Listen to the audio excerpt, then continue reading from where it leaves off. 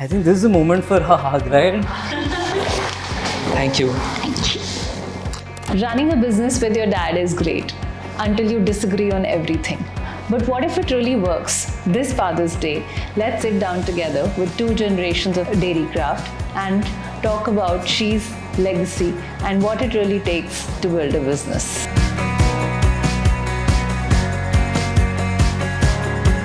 How did dairy craft begin? Dairy craft began purely in 1993, though I was not a dairy technologist and joined my parental business, that is a kitchenware outlet. I was thinking to expand the business and I used to talk to my wife that what I am going to do. One day I got a call, my sister, she advised that go for a cheese business. I said, no dairy, I know what the meaning of cheese is, a paneer. He said no, he said cheese is different. I immediately checked with a confectionery and got an Amul cheese for 400 gram of tin, very beautiful packaging. I said it's a good thing. It was 1st of July 1986 we started the operation of cheese.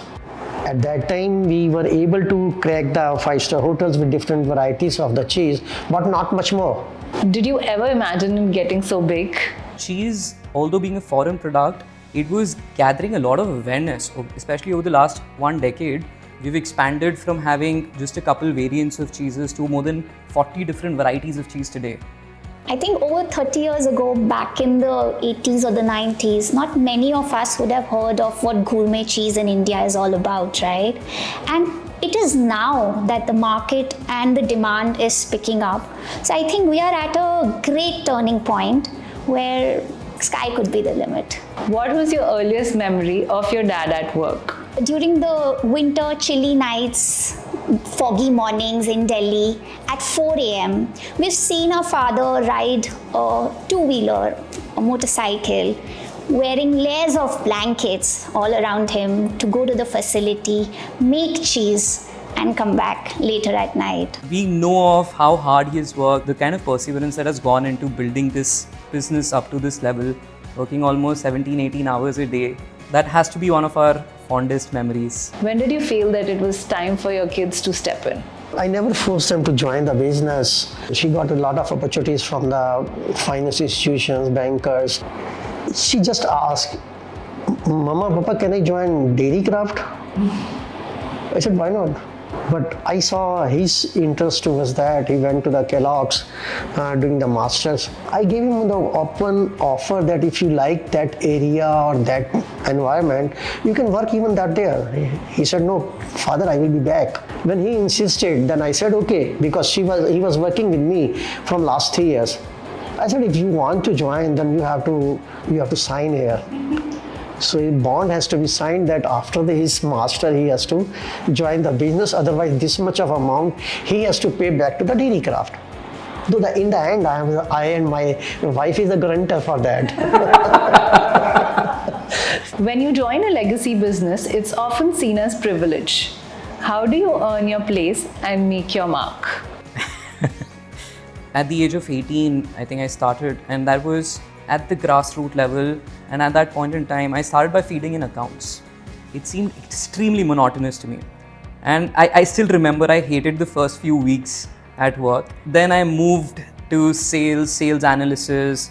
Then I moved into the market, going to customer, understanding what they were expecting, understanding feedback of customers. Those first few months, and rather the first few years, were extremely instrumental in establishing a place for myself, and I would say the same thing for Isha and my older sister Neha. So I think for any legacy business or even family business for that matter of fact, I personally believe it's very important to not see yourself as the next promoter when you join the business, but start as a fresher, as an intern in the business. How do you all handle it when you all disagree on something? That's a good question. It's very natural to have difference of opinions. One thing that Dad taught us was that whenever you have different opinions, sit down and talk. Understand the other person's perspective, where they're coming from, why they feel what they feel. There's been a consistent theme of stronger together, and that just doesn't hold amongst us as a family, but it trickles down to the team level as well. That constructive feedback is something that all of us as a team we look for. How do you leave work at work and just be family at home?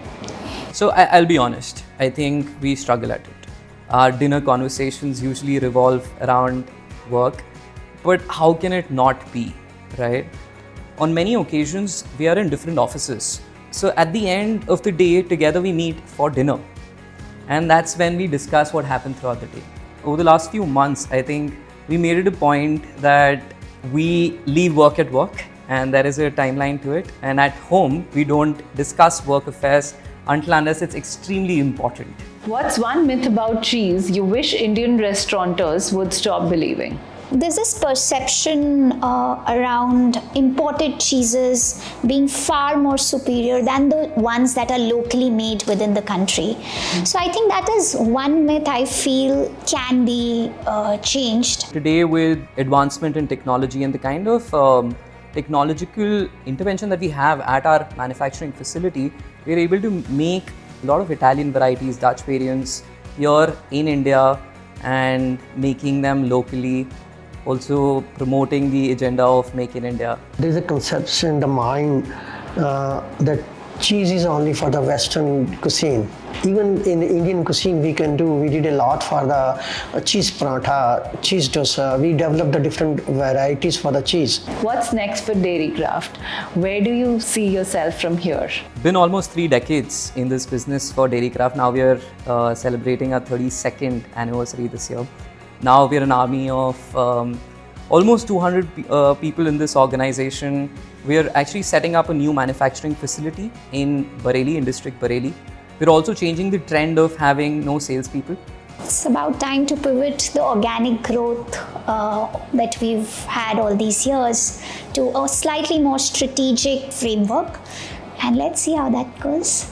If you had to thank him for one thing, as a dad, not as a boss, what would it be? I think as a second generation into the business, we've just been blessed with this beautiful platform and the opportunity in order for all of us to take the business to newer heights. But Papa, nothing would have been possible without all the years of hard work, sheer determination that you've put into building this beautiful company today. In his words, kids, success will come and go, but integrity, your honesty is all that you have true ownership over.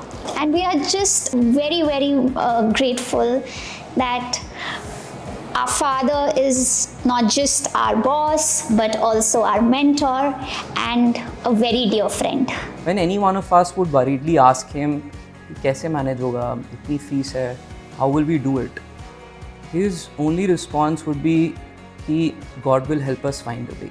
He has helped us in the past, He'll help us in the future. Don't worry about it." That worry would never come to us. But today, when I come to think of it, you were our God. So, thank you so much. I think this is the moment for a hug, right? Thank you. Thank you.